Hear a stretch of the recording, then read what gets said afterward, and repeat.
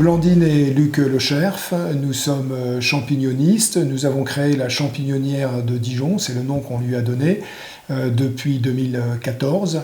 Et nous sommes installés ici, à Corselotte en montagne, depuis 2017.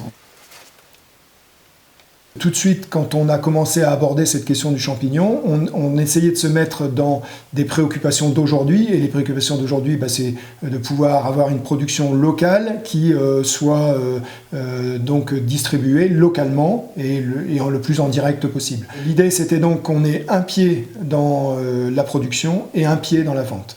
Et ça, c'est extrêmement important pour notre métier parce que le champignon est une denrée qui n'a pas une durée de vie extrêmement importante. Il faut que ce soit vendu frais ou alors que ce soit transformé comme les conserves qui sont derrière moi. Mais sinon, si on veut les vendre frais, il faut les vendre rapidement. Et donc, il faut avoir des actes de vente très réguliers.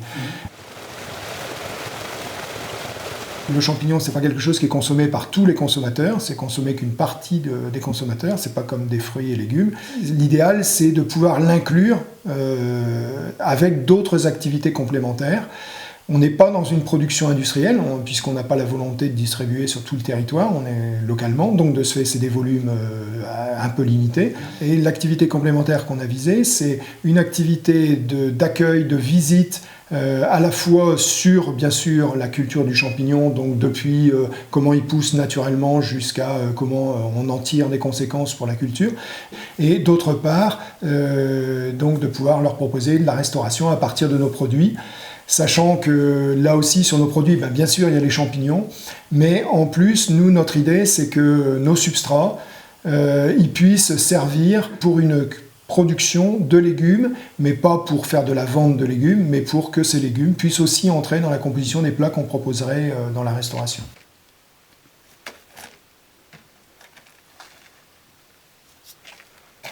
Pour lancer notre activité, se poser tout de suite la question de quel statut juridique, comment on allait entrer dans l'activité, comment on allait la déclarer.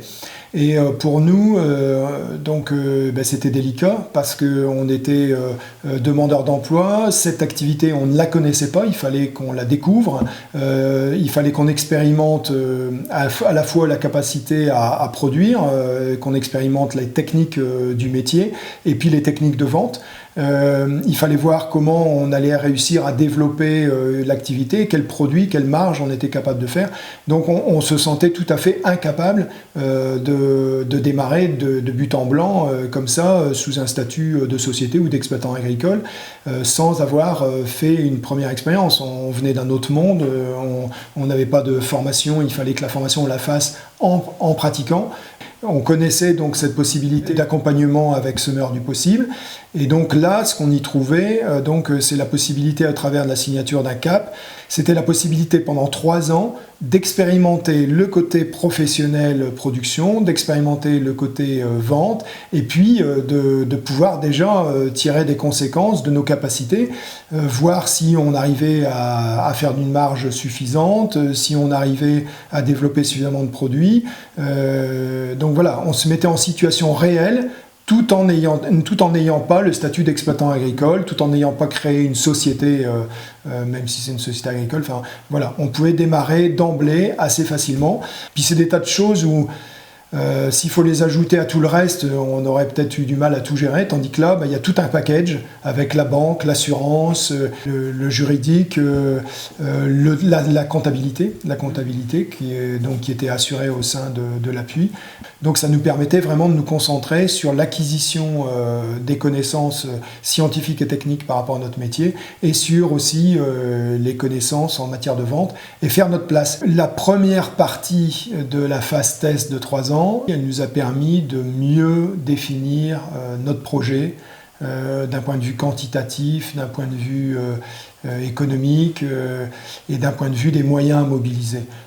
passer de quelque chose, d'une idée à quelque chose de concret, multi-activité. Développer des produits transformés, ça pose des problèmes à tous les niveaux de la chaîne. Et une fois qu'on les accueille, comment on fait pour conserver les produits, à quel moment on transforme, où, dans quel local, avec quels moyens on fait la transformation, mais c'est aussi mettre au point des recettes, les tester, les essayer. Ça nous a permis d'affiner nos besoins pour notre projet, de le décrire et donc de se mettre en quête d'un lieu qui correspondait bien à notre projet.